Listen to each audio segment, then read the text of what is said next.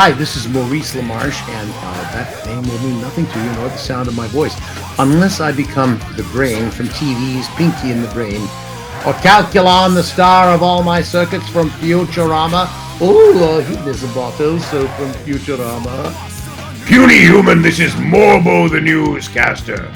On tonight's news, you're listening to Still Toking With on the Darkening Podcast Network. I will destroy you.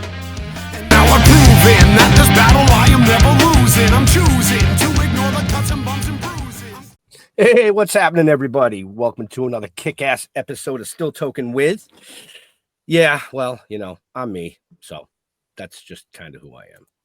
And wow, I hit the wrong fucking button. Oh, that's okay. Hello, everybody. They changed all the buttons on here again. Are you sure? I'm positive, because I was supposed to go like that. Hey there, hi there, ho there. You're as welcome as can be. Happy to be here and really looking forward to talking to Nelson. I am a fan. Excellent. So I'm just going to jump over to Jeff. Well, yeah, I mean, we've already put him on the screen, so, is an introduction really necessary? Well, of course it is. I want to hear it. I want to hear my introduction. Well, I'm trying to figure out how I can fuck up your name, but it's too simple. I mean, seriously, Nelson Aspen. I mean, does it get any basic? Well, I guess Jeff is pretty basic too, So, but yeah, let's welcome Mr. Nelson Aspen. Thank you very much. And the thing is that Nelson's not a common name, and I feel like I articulate it well. But all my life, I am mistakenly identified as Milton. And it never really made sense to me until I discovered that in a past life, I was a man named Milton. So now it doesn't seem so strange, but it still happens to me. Like I'll be at a Starbucks and the barista will call out Milton. And so you just sort of get used to it. But you did a very good job, Jeff. Thank you. I get Godfrey and George a lot. There you go. Really?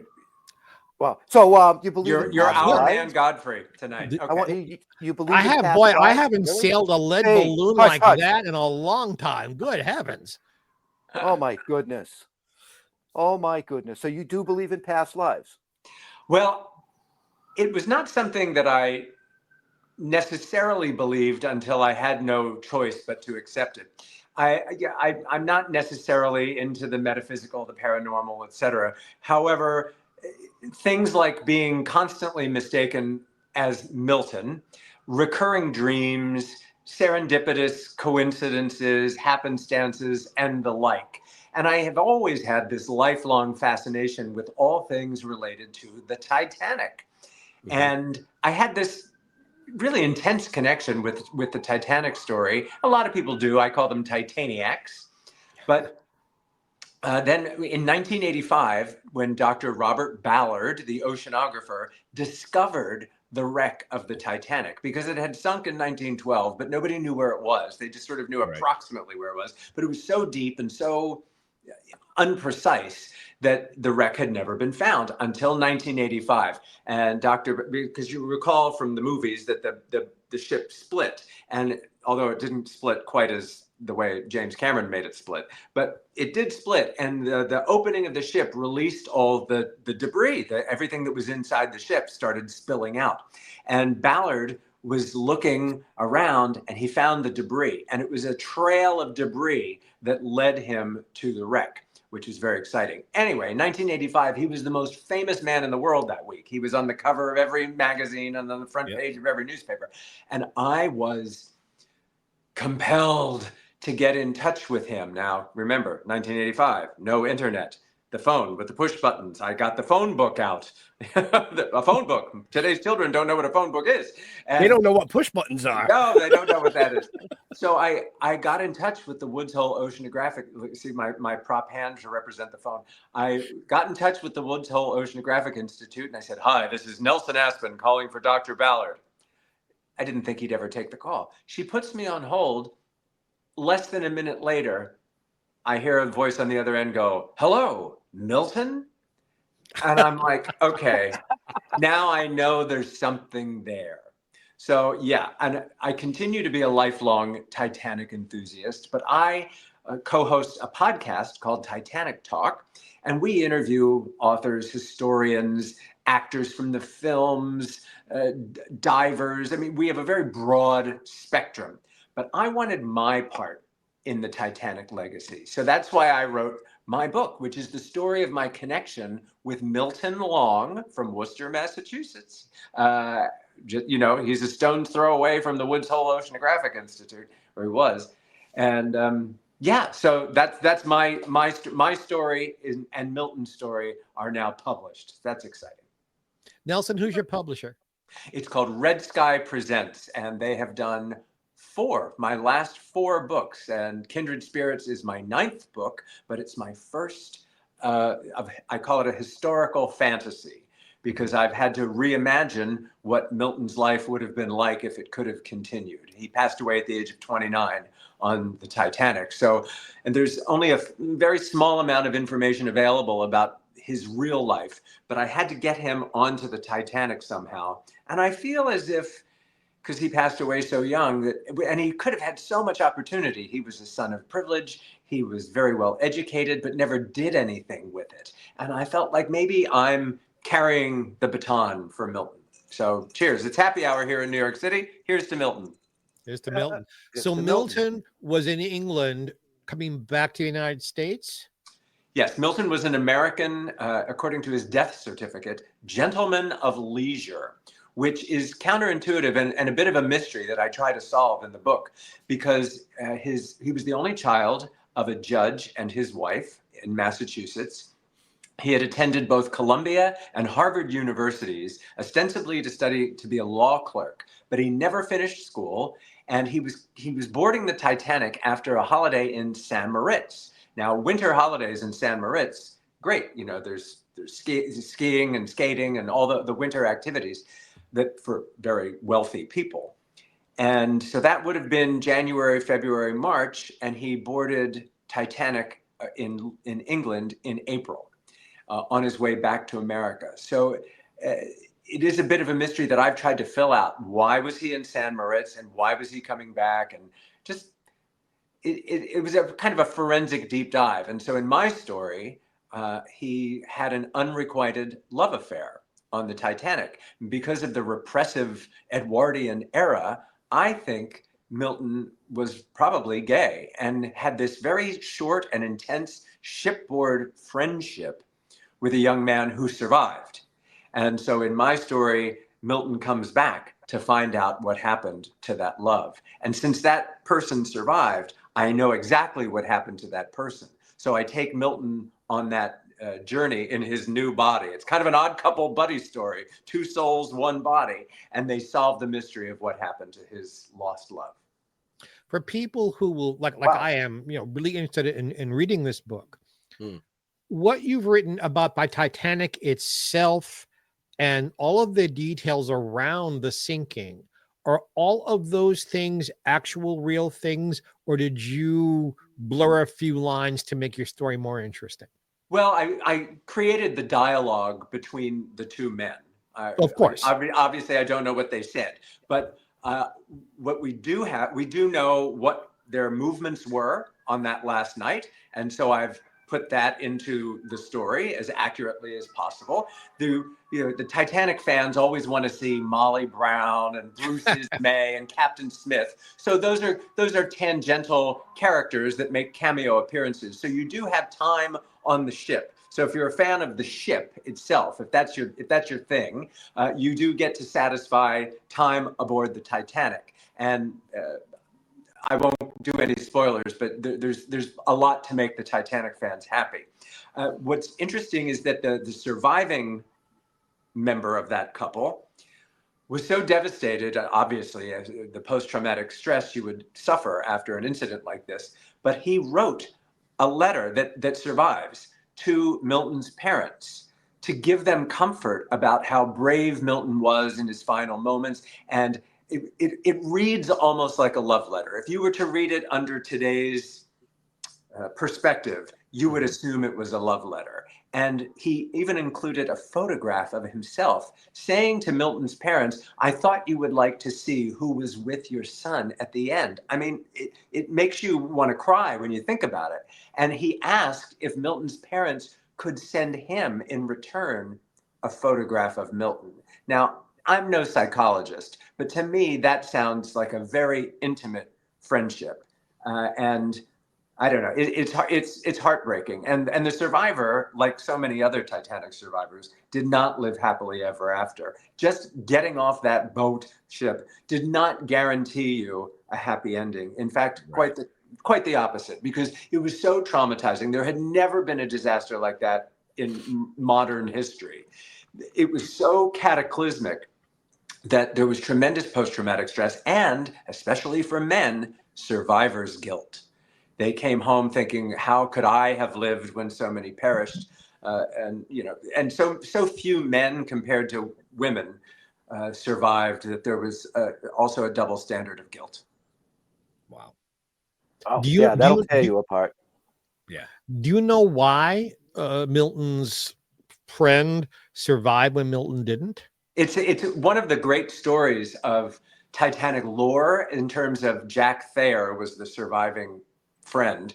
And Jack Thayer's story was very well known because he survived and testified. He was the one that drew pictures of how he felt the ship had broken apart. Most eyewitnesses, because it was so pitch dark after the lights on the ship went out, they assumed the ship slid under in one piece. And it separated before that, although not quite as dramatically as in James Cameron's film. But Jack and Milton, and this is all part of the story in my book. Milton was not a strong swimmer, and they both had different opinions about how they should make a go for it, because the boats were gone. There were no more boats to be had. And Jack was going to jump from the ship. They would stay on as long as possible, and then Jack would jump. And Milton, not being a strong swimmer, decided to descend on the railing of the ship, which of course was going like this, and sort of straddle it the way you'd slide down a banister, and make his way down to the water and then swim from there. However, Jack witnessed him be pulled under the black waters. And this is another component of my, and it's well documented, this isn't a spoiler.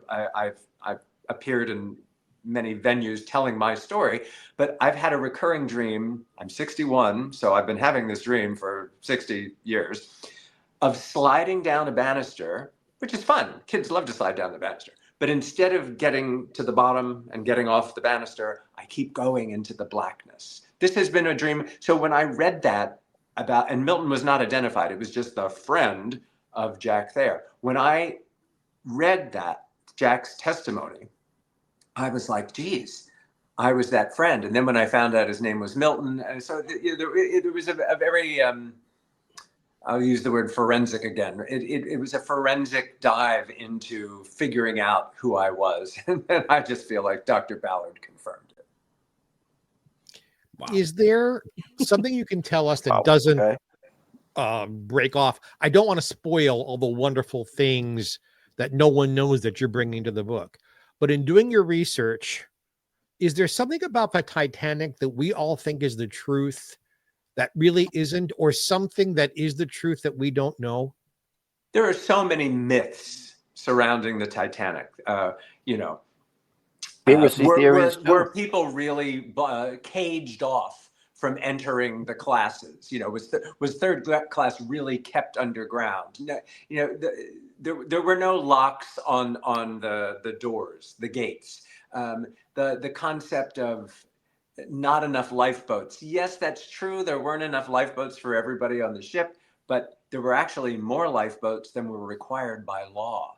The laws of the day required X number of lifeboats depending on the tonnage of the ship. Controversies over men dressing as women to slip off into a lifeboat.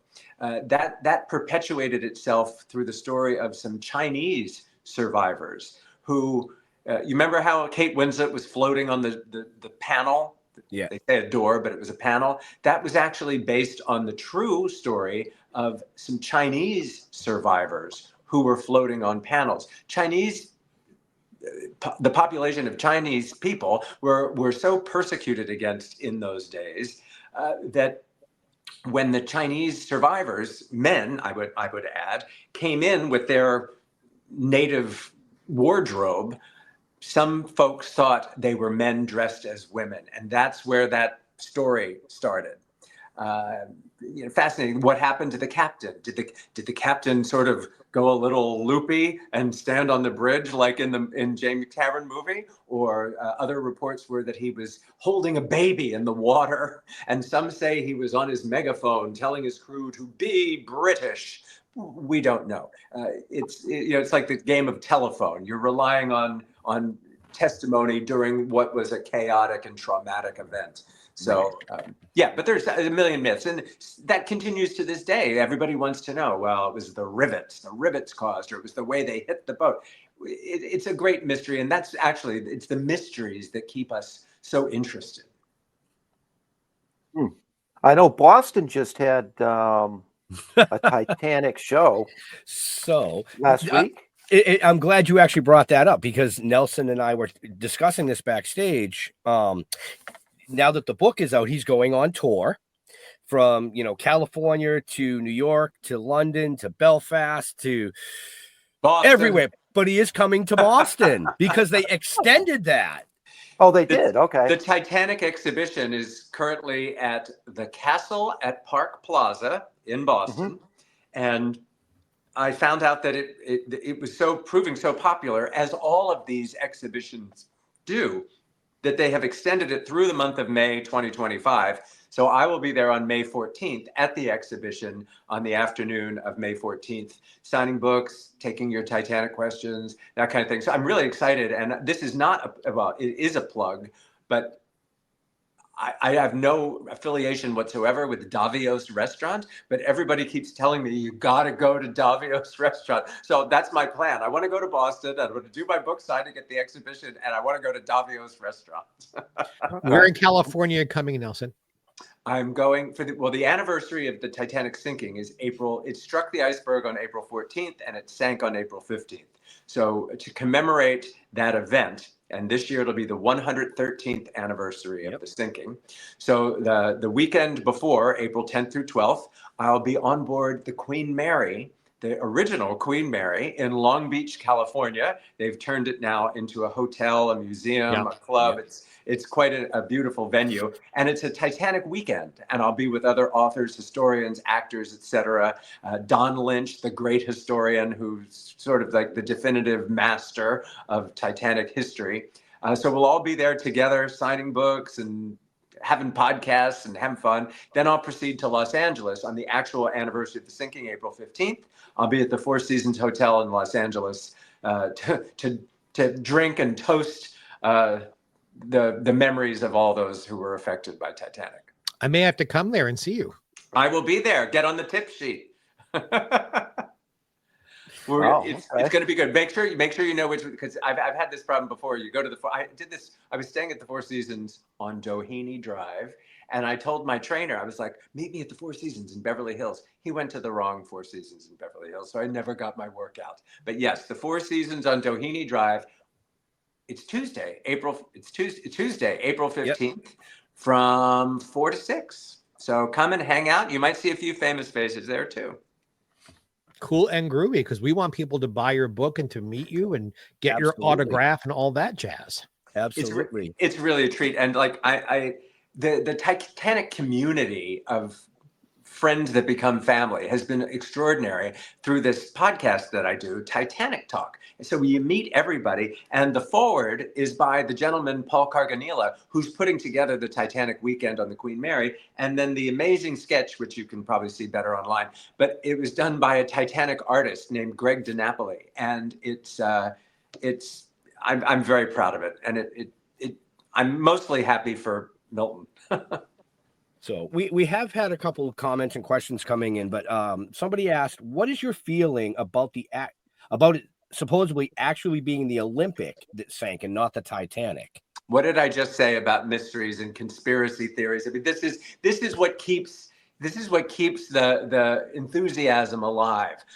Hey, I love a good conspiracy theory. I I seem to think we would have found out sooner if it had been a swapped out ship. But hey, never let the truth get in the way of a good conspiracy theory. Right. And Dean Moriarty says, I'll be at the Boston event. I came here for zombies, but I'm getting history. Oh, well, there are plenty of zombie Titanic movies, actually. There's a movie I think it's called Titanic 666. And that's the whole premise, is that there are zombies the zombies of the Titanic have taken over the new ship or something like that. But yeah, I'm so excited because I love all that stuff. I love the history. I love the dramatizations. I just love ships in general. So now it's like, where was the gay story? There was no gay. Of course there were gay people on the Titanic. Duh. So now I've told the gay story of the Titanic. So you can choose which box you want ticked. Do you want the gays? Do you want the Titanic? Do you want historical fantasy? What do you want? But it's all there for you. And I just like that I've got a slice of the Titanic pie now. Right. Was there a moment where you just said to yourself, I want to put myself in this, and you thought about how you could do it and decided to do historical but fantasy? Or was this a long process? Well, it's been a 61-year-old process, really, if you think about it. But my previous two books are my memoirs, Dancing Between the Raindrops 1 and 2, the New York years and the Hollywood years. But because of my age, the first book takes place in the 80s. The second book takes place in the 90s and the aughts. So when I had come to my publisher about the proposal to do my Titanic story, and I was just my own personal Titanic story, I think, is interesting enough. I don't need to embellish it in any way. And I proposed doing it, and he said, well, Nelson, you just did these other two books that are essentially period pieces. They're 80s, 90s, and aughts. Can you write the story but make it contemporary? Set in 2025. So that's when I decided, rather than Milton coming into my body, I would create a new version of me, a younger version of me, the 29-year-old me. Since Milton was 29, I made my protagonist 29. So it's that's how the historical fantasy came about. And all kudos to my editor, who is a 30-year-old who specialized in the historical fantasy genre, because that was a new territory for me. And he really educated me about, if you're going to create a universe of your own making, if you're going to create this fantasy world, you have to establish the rules of that world and then follow them closely, because the fans will immediately pick up on if you break the rules for no reason. Even if you think back on I Dream of Jeannie or Bewitched, they still had their rules of witchcraft and the world in which they lived. Plus, being 30 years old, even though I can very well remember what it was like to be 30 years old, I was never 30 years old in 2025. So he was very helpful in helping me sort of bridge the generation gap and fill in those parts for Milton and the main other character that represents me, named Preston. If you ever had the opportunity, would you go and get in a little mini sub and go down and actually see the wreckage? Well, when I spoke to Dr. Ballard, it was with the intention of putting my hand up to go on the expedition before they had made the dive down to the actual wreck. And he was very kind, and he sent me an application to the Woods Hole Oceanographic Institute. And it was a real kind of a wake-up call for me when that came in my mailbox. And I was like, I'm an actor. I don't know that I'm supposed to be doing oceanography. That's not my thing. But interestingly, and the answer is no. I wouldn't go to space, and I wouldn't go deep sea diving, but I would love to see it in a documentary or AI. Dr. Ballard now says the wreck is so deteriorated and at risk of completely evaporating into the sea that he doesn't recommend, especially after the Titan implosion. It's documented enough that you can do it virtually. You don't need to risk your life and spend hundreds of thousands of dollars to just go look at a pile of dust. We can do it virtually. Right. And it also, I would point out, is a grave of 1,500 people. I think that artifacts that spilled out, teacups and toilets and boots, that's fair game. If you want to collect that for your exhibition, great. It's fascinating. I can't wait to see it and look at it and study it. But disturbing the wreck is something else. Yeah. Yep. Good for you. I agree. No, totally agree. Real quick before we go any further, just for all our viewers and listeners, I do want to say, if you're interested in anything you're hearing tonight, purchasing the book, finding more about Nelson, just check the show notes up above or down below. All his information is there. So, okay, we can keep going. Yep. Yeah. So that's how I feel about that. And I love museums and artifacts and things like that. And how moving can it be to see a child's shoe or a toy or someone's treasured ring or something? It's very sad. It's heartbreaking, actually. My wife actually went last week to the exhibition. Boston. Yeah. I was going to say, she didn't actually dive down there, did she? No. I hope she went to Davio's for dinner. I don't know where she ate, actually. I'll have to ask her that. I'm not but giving she really enjoyed it. I'm not doing a full commercial. I'm not getting paid to endorse this restaurant. I was about to ask you. She's always followed the Titanic stuff. She's loved it.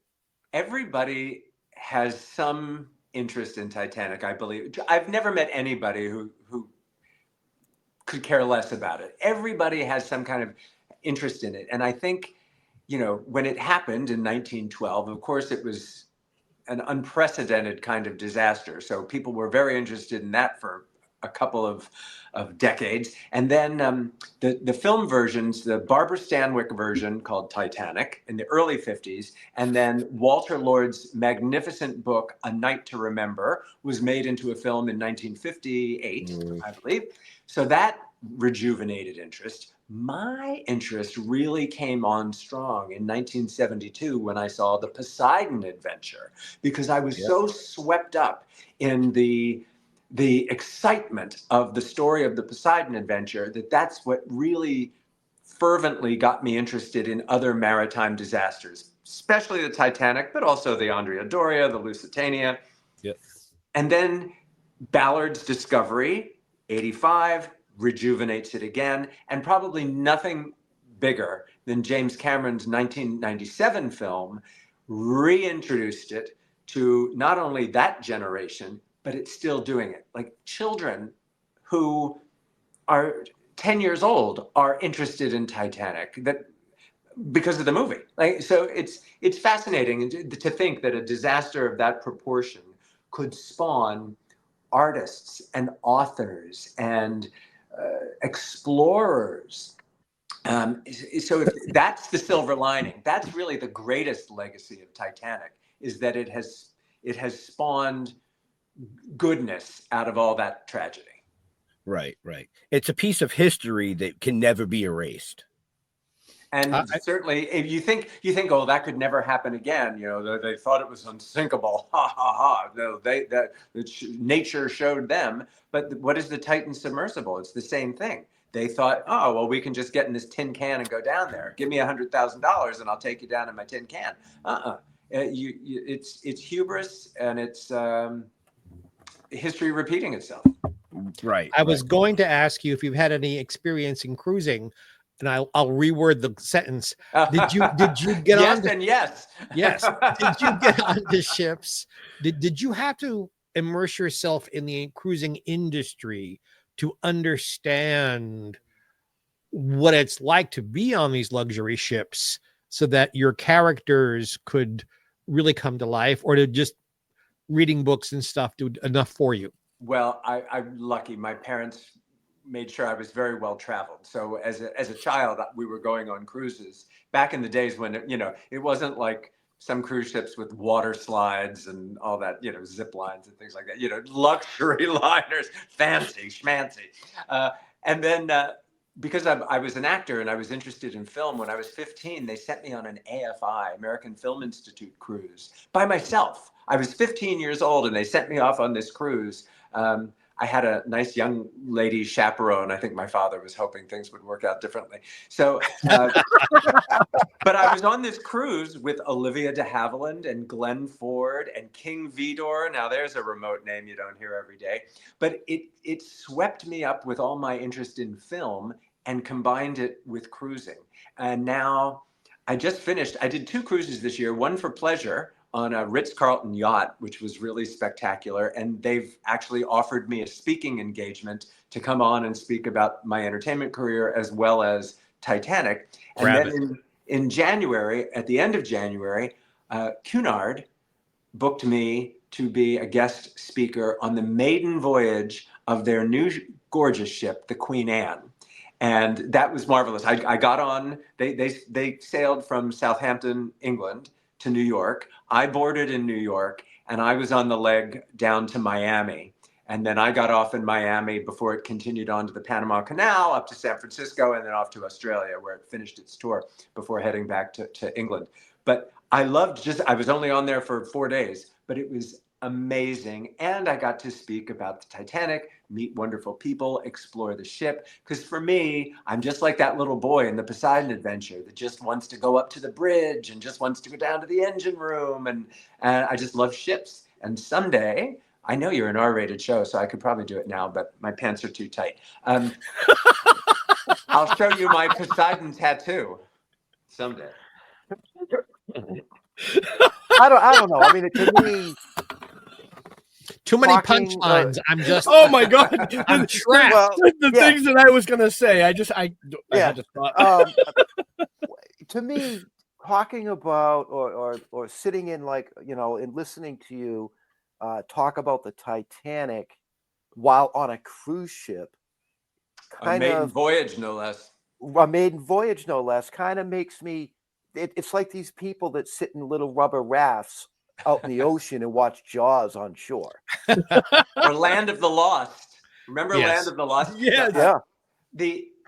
That's I get where you're going, Jeff, but the truth is, anybody, especially in today's generation, that goes on a cruise ship, they want to find a staircase and do the staircase from Titanic, or they want to go to the very front of the ship and do the Kate Winslet, Leonardo DiCaprio thing.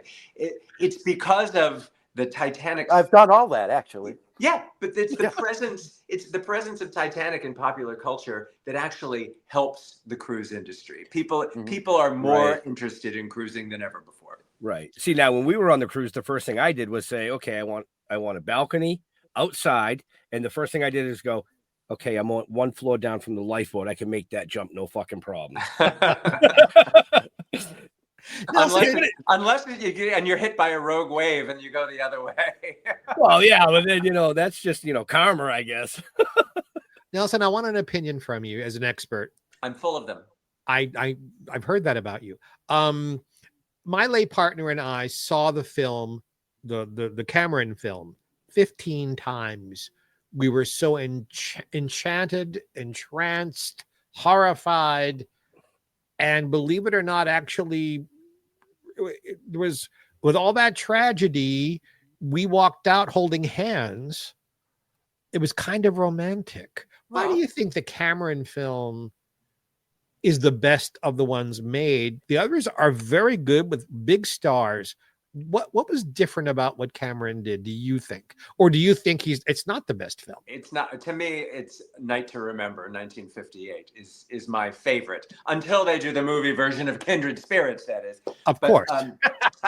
But I was living in Los Angeles at the time, and a friend of mine, my podcast co-host, Alexandra Boyd, she was auditioning for the film, and they wanted the actors to write a monologue from the point of view of a passenger. And she, again, who had the internet? That wasn't, and we weren't holding the world of information in our hands. And she's like, "Oh, Nelson, you know everything about the Titanic. Will you help me?" And I'm like, "I know exactly who you are going to be and how we're going to write it." And she got a part in the film, and she did that. And I remember going to the Beverly Center in Los Angeles, and I saw Titanic 8 times in the theater. And even at the time, it wasn't that I thought it was great, but it was great in its ability to be a spectacle and to tell a tried and true haves and have-nots Romeo and Juliet story, but we fell for it. And that's a credit to the director. It's a credit to the actors, but it was this romantic setting. And I don't know why we romanticize something of 9/11 proportions. Like you would not see James Cameron doing Romeo and Juliet in the Twin Towers on 9/11. But there's something about Titanic, I think, because I've decided it's because it represents an age that doesn't exist anymore. The Edwardian age of women can't vote, get your corsets on, poor people downstairs, rich people upstairs, whatever that is. That's why we're interested in it. Maybe a little bit like the Civil War and why people want to watch Gone with the Wind. It just represents something you won't see for the best. Right. But I think that's what it is. It's another time. Yeah, time needs to pass before you can do something like that. It's got to be more in the history. Are you telling me he is going to do a Romeo and Juliet 9/11 movie? I'm not saying that. I'm just that we're 50 years away from anybody even thinking about doing that. Yeah, well, maybe. I'll be on to my next life. Hollywood's running out of shit to do, so who knows? Well, yeah. Nelson, do you think your book is romantic? Oh my God, I just thought people might get a kick out of it for the Titanic aspect. People are very captivated by the mystery, because of finding the unrequited love. But I'm so delighted by the reaction to the love story and how it gets pretty steamy in there too, and people responding to that, regardless of the sexuality, men, women, straight, gay, whatever, are really gripped by this love story that transcends time. And I was thinking about, remember that Christopher Reeve movie, Somewhere in Time? Yes. And that, to me, that's a very identifiable romantic prospect when you think about a love that reaches across time. And I feel like I pulled it off. I wasn't confident I could, but I think I did it. Best place to buy your book is on Amazon or elsewhere? You can, if it's not in your bookstore, you should absolutely be outraged and complain. But otherwise, you can go to Amazon and pick it up there. I think it's $17. The Kindle's $8.99. Or check on my website, nelsonaspen.com. And there's my full book tour schedule, and I might be in a city near you, whether that's the best place to Southern California, Boston, Baltimore. I forgot Baltimore. So, like I always say, folks, you can order it on Amazon or Barnes & Noble and all these bookstores, but no, seriously, get off your ass and go to one of his book signing events and meet him in person. That is the way to get the book. It's really the best way to get the book. We're going to, after I get through with the United States, I'm going to London at the end of May, and then I'm going to Belfast. And Belfast is important because that's where Titanic was built. Mm-hmm. And I was last in Belfast before James, it wasn't before James Cameron's movie, but it was before Titanic has changed the entire city. The definitive Titanic museum, hotel, distillers. Belfast has just become ground zero for all things Titanic. And I'm finishing up my book tour there. I will go to Australia in December, but it's to be in Belfast, and the office building where Thomas Andrews designed and the builders planned the ship, they're still intact, and that has become the hotel bar, and that's where I'm going to have my signing at the hotel. If you look at the pictures, the windows are the same as Thomas Andrews would have seen when he was sitting there sketching out his blueprints. Amazing. So very, very cool, sir. Yeah, I'm excited. Right. I hope it rejuvenates and continues to fan the flames of Titanic passion. Who do you want to play you/Milton when the movie is made? I was having this conversation today with a filmmaker, actually, and I'm not really up on my 20-something-year-old actors. Like Timothée Chalamet can't play everything, so right. I'm not sure we need a recognized actor. I'd love to be in on the casting session, but I think it'd be more fun to have the supporting roles and the specialty roles have a name for those kinds of roles, but have new, fresh talent come in for the younger roles. Okay. New, fresh talent. I'm trying to remember the last time I saw one of those. But wow. But hey, yeah, he said earlier Milton coming in him, and I left that alone. You did. So You did. I did. I Because I was going to say that's a whole different book, but I didn't say that. That's the Dancing Between the Raindrops book. I made it through the 80s and lived to tell about it. So yeah, that's why the other book is called Dancing Between the Raindrops, because my dad used to say to me, Jesus Christ, I don't know how you survive. It's like you're dancing between the raindrops. And that really has been the story of my life. Are you going to be also signing at the Grove in Los Angeles? I'm not at the Grove. I'm just doing the Four Seasons in LA and the Queen Mary in Long Beach. So that's tell Harlan to book you out of here in Palm Springs at Just Fabulous. He had mentioned Palm Springs to me. I just couldn't get there. I've only got so many times in the week, and also Palm Springs, which I love. I haven't been to Palm Springs in years.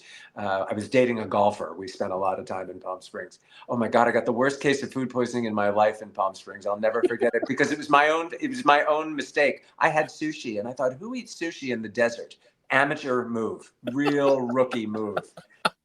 But Wow. yeah, I also, when I left Los Angeles, I gave up driving. So I was like thinking I wouldn't even know how to get to Palm Springs without a car. So, but yeah, we'll make it happen someday. I would love to get back. I know you have an early out. Yep. I've enjoyed this so much. Me too, guys. I hope I didn't talk your ears off. I just No, we didn't You even- get me No, not started at all. on I loved Titanic.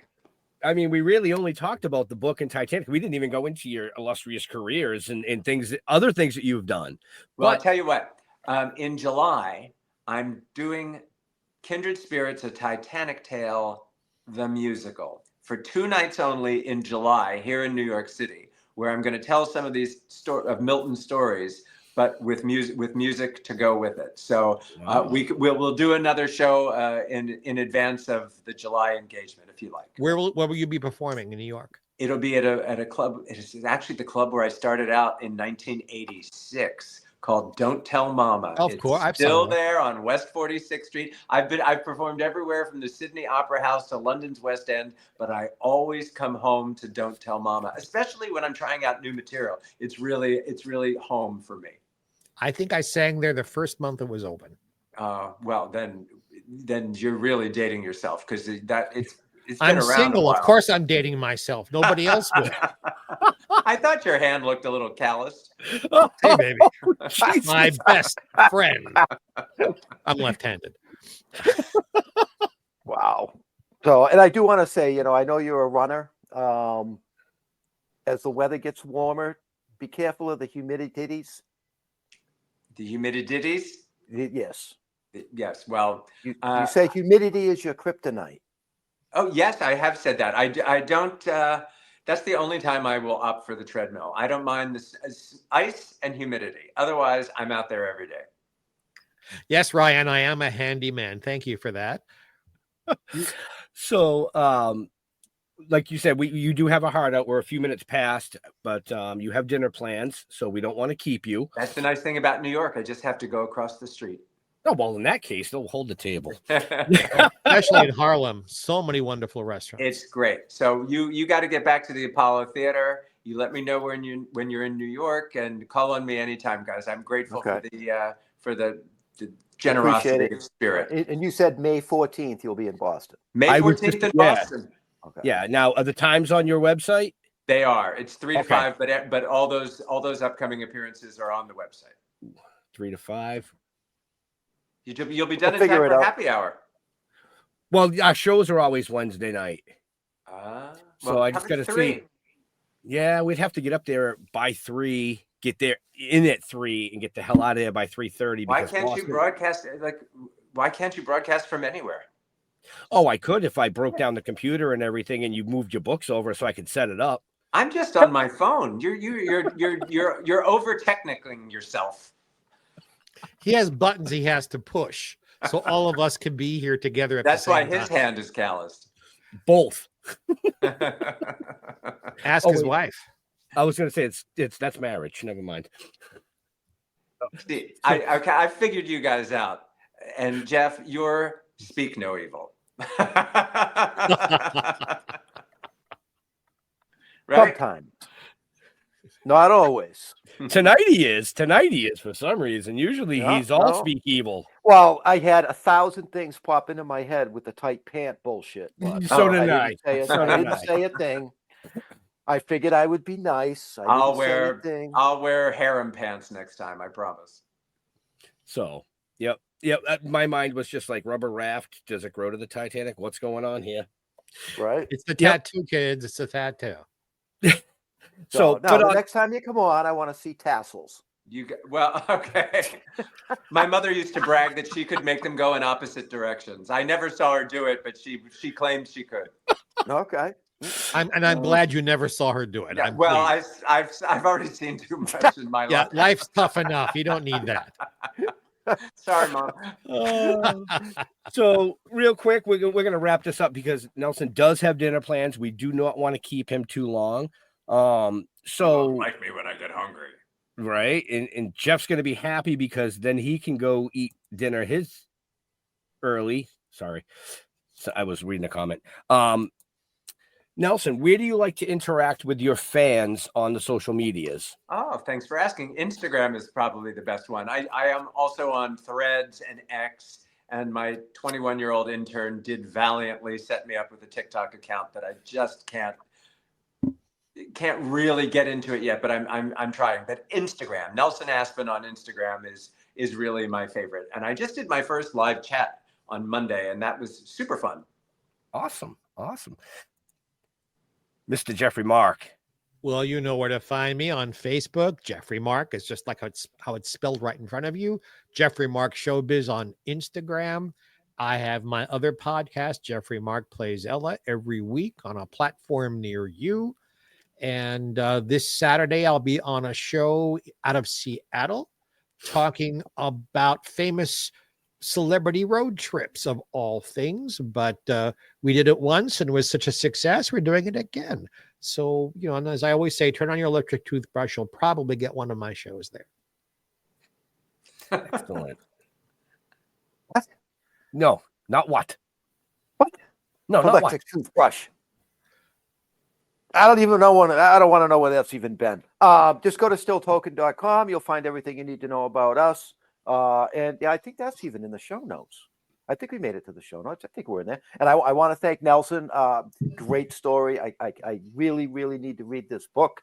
I'll pick it up. My wife will grab it first, I'm sure. Mm-hmm. You can read it together. It can be romantic. You can tell each other bedtime stories, one chapter at a time. Oh, that's a thought. I could read it to her. No, that wouldn't work. That would just turn her right the fuck off. Just don't write that in your review on Amazon, please. Oh, man. I read it to my wife and it turned her right the fuck off. 5-star. I read it to my wife. No, look, Ma, no hands. Hey, Jeffrey, are you in Palm Springs, Jeffrey? I are, yes. All right. Give my love to my very dear friend, Devin Green. I'm sure you run into her all the time. I will say hello for Devin. I'll say hello to Harlan, and I'll do my best to get into LA and be there with you. I hope to see you on the 15th. You'll meet my husband. He's coming in for that. Lucky man. Yeah.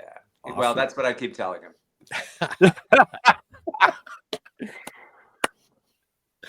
So on that note, folks, make sure you check the show notes up above or down below to find out all the information you need to find out about Nelson, his book tour, and everything that we didn't get to talk about tonight.